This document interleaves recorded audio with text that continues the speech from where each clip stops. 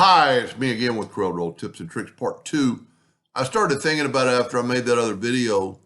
The better way maybe to do it instead of manipulating the car would be able to manipulate these.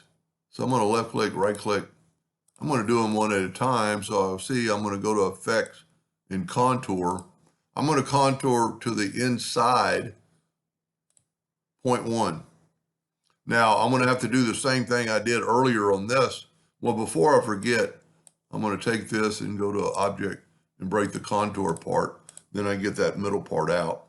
Now, I'm going to do the exact same thing I did earlier on this, where I took the 3-point curve line. And you could use a straight line, but since it's got a little bit of a curve to it already, let's just make this curve like that so it won't be quite pronounced as this part is.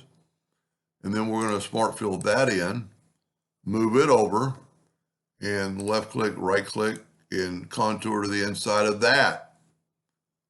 Now where spacers quite a bit, you don't have to, so we have to grab it all, go up to Object, break contour apart, and grab these, or the center one, and then we can put these back out of the way. Well, I didn't. So these are our two parts. So we're going to bring in our wordage. And we're going to do the married one first. And I'm going to grab it. I'm going to open up the Docker effects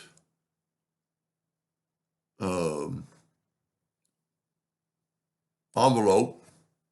Forgot what I was doing. And put it in that form. And then shift select the box and go EC or CE.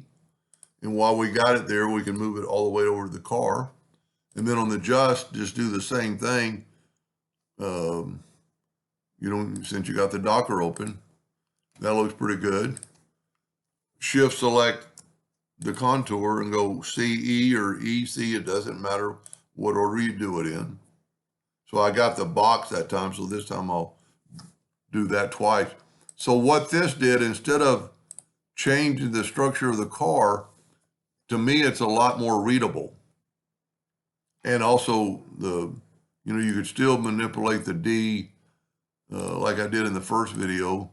Take that, go up to Object, convert it to a curve, and then you could get your shape tool.